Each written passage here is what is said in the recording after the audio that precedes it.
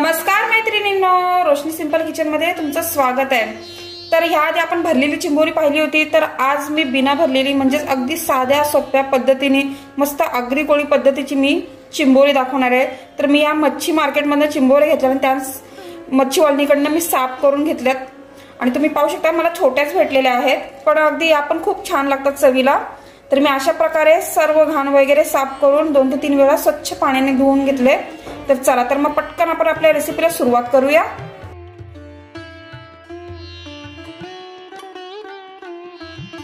आता इथे आपण एक भांड घेतले, टोप घेतलेला आहे, मी त्यात तेल घेतलेलं आहे आणि तेल बऱ्यापैकी आता गरम झालंय। तर आता आपण यात कांदा घालूया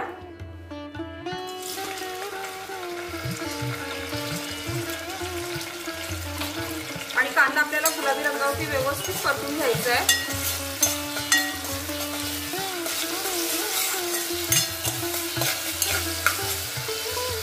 आता आपला कांदा सुद्धा गुलाबी रंगावरती व्यवस्थित परतून झालाय। आता आपण लसूण आणि मिरचीचा ठेचा घालूया, तोही जरा व्यवस्थित मिक्स करून घेऊया। त्यानंतर मी बारीक चिरलेला टोमॅटो घालणार आहे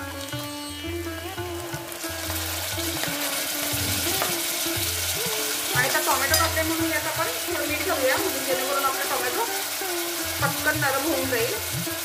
चवीनुसार मी मीठ घातलंय आणि 2 ते 3 मिनिट आपण हे व्यवस्थित आता परतून घेऊया। आता आपला टोमॅटो आणि कांदा बऱ्यापैकी नरम झालाय। आता आपण थोडीशी कोथिंबीर घालूया। तर फोडणीत कोथिंबीर घातली ना अप्रतिम लागते चवीची। आता आपण हळद घालूया। हा आगरी कोळी मसाला आहे, तर तुम्ही तुमचा कोणताही घरगुती मसाला वापरू शकता।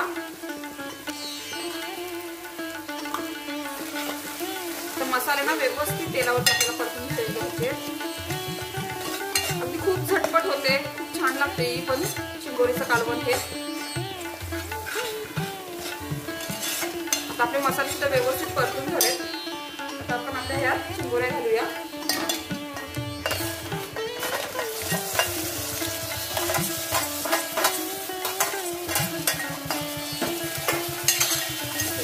मिक्स करून घेऊया।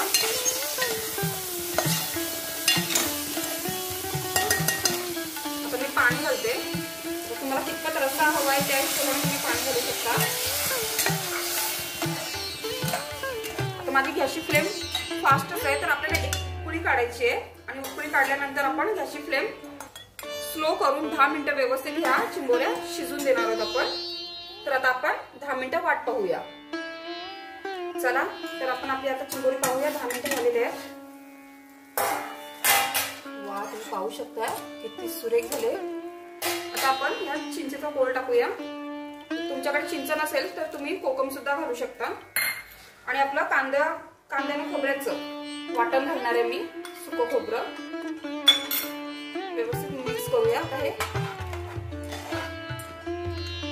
आणि पुन्हा झाकण घेऊन आपण हे 2 ते 3 मिनिटं व्यवस्थित होऊन द्या, जेणेकरून वाटण व्यवस्थित मिक्स होऊन जाईल। तर आता 2 ते 3 मिनिटं आपण वाट पाहूया। चला आपले आता 2 ते 3 मिनिटं झालेले आहेत। आता पाहूया आपण आपली चिंबोरी।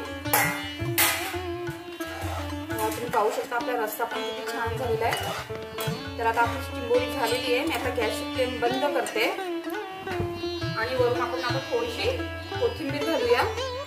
तुम्ही पाहू शकता किती सोपी आणि पटकन होणारी ही रेसिपी आहे आणि लागायला पण तेवढीच भन्नाट लागते। तर आता आपली गरमागरम हे पहा चिंबोरी तयार झालेली आहे। तर तुम्हाला माझी ही रेसिपी आवडली असेल तर नक्की लाईक करा, शेअर करा आणि सबस्क्राईब करा।